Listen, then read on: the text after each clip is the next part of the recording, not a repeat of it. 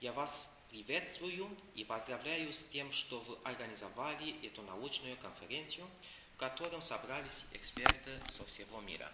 В связи с этим днем я хочу поблагодарить своего друга и старого коллегу Эдуарда Хакимова, который пригласил меня участвовать в этой конференции от имени Военно-воздушной академии Henry Coandă, город Brașov, Румыния.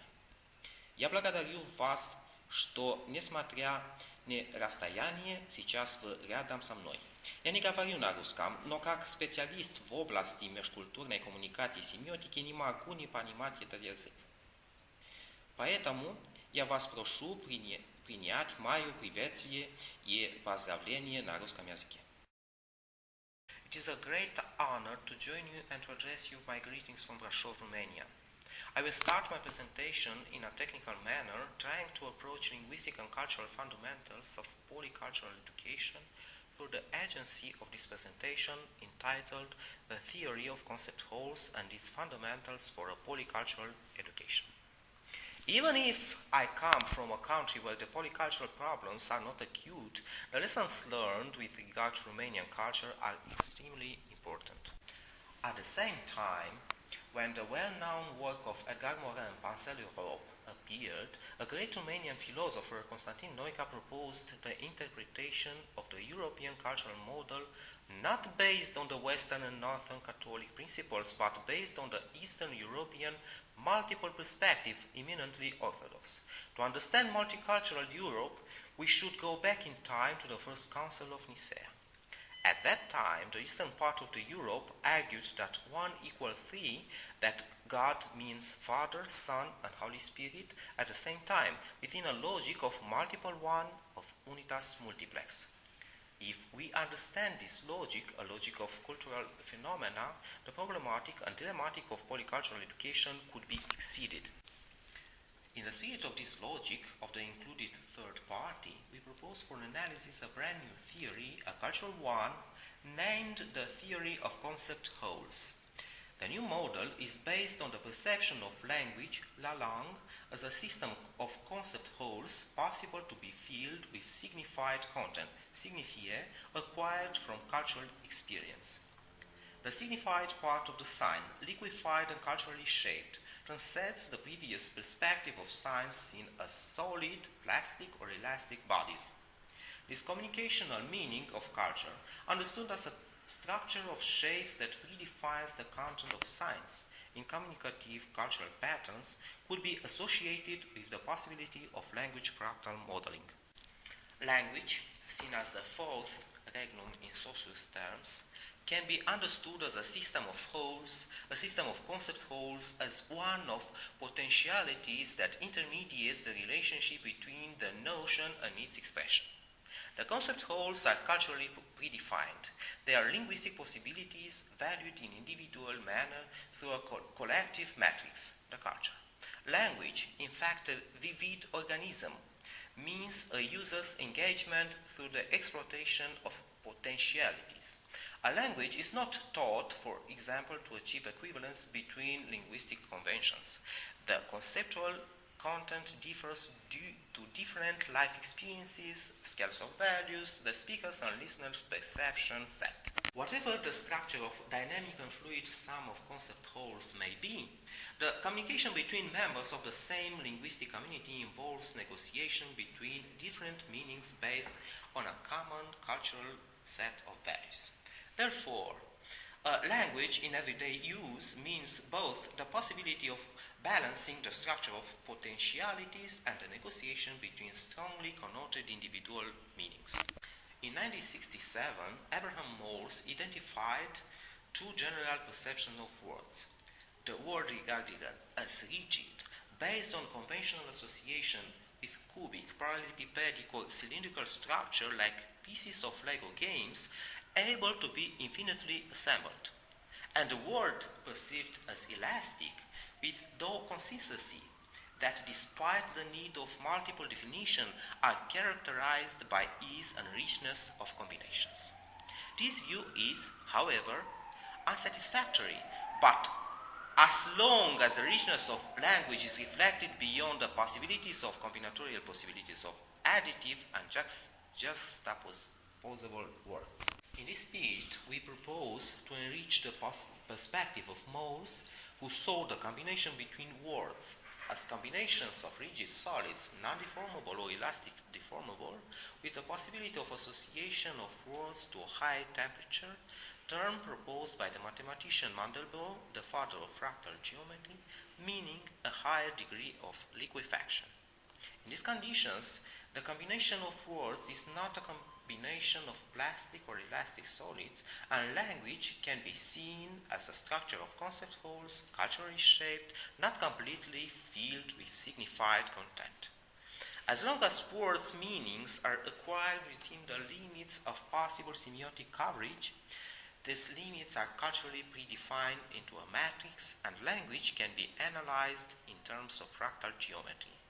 Fragmented structure of language leads automatically to the possibility of exploitation of each fragment, each irregularity, and each fractal structure associated to meaning. For understanding cultural matrix, the most suggestive image is the one of coral adders, an amount of calcareous skeletons deposited over time in a particular fractal relief.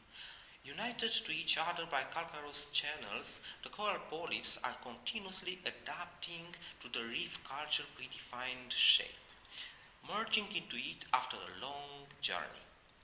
Moreover, during their life, polyps link to their neighbors by bridges of living tissues, and after death are added to the reef culture, enriching it and allowing other polyps to settle on their own skeletons. This continuous reef development, seemingly chaotic, could be modeled under fractal laws. I started my study grounding the theory of concept wholes in Karl Popper's manner by formulating the theory statements in order to test them in relationship with facts and observation statements.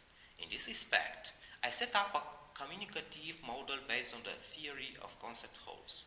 This model of communication, varying structured and unstructured content of thought, is in accordance with the cultural shapes or patterns, allows modeling through the agency of fractal geometry.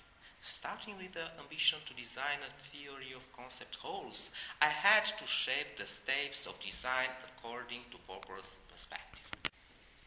The theory of concept wholes has the role to polarize previous scholars and philosophers' conceptions from the areas of communication, linguistics, semiotics, cultural anthropology.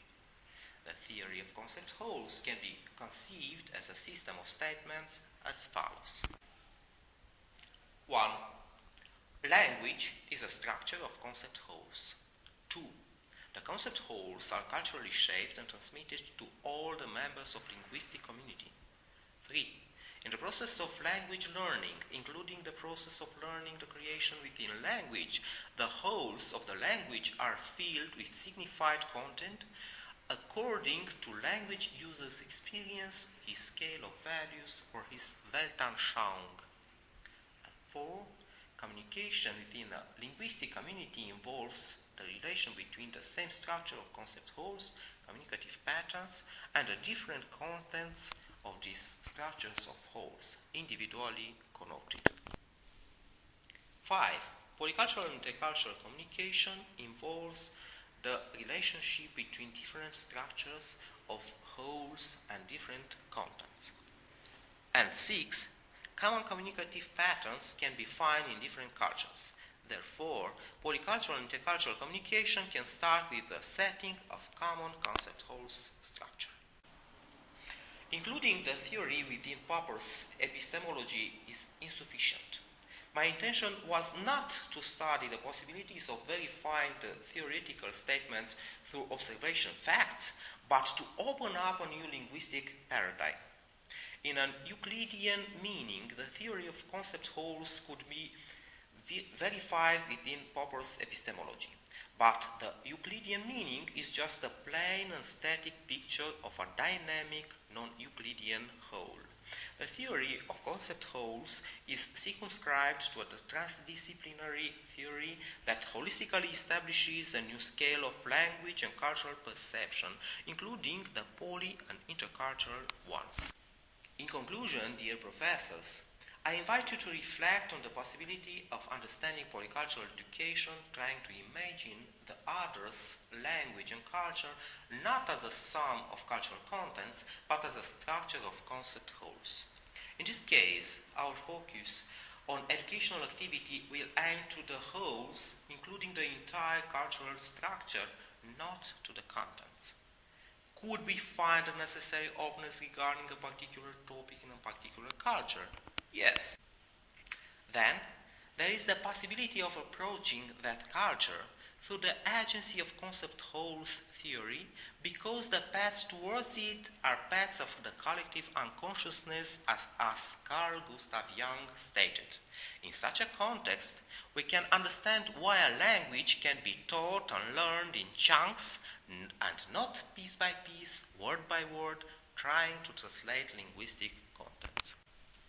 This theory, that is the result of a deep understanding of Romanian culture, multiple in its nature and extremely permissive, allows me to ask you to think about its possible development and criticism, irrespective of the place you come from, a polychronic culture like the Romanian or the Russian, or a monochronic culture. Thank you very much for your attention. С уважением ко всей русской культуре и к русскому языку хочу поблагодарить и сказать до новых встреч.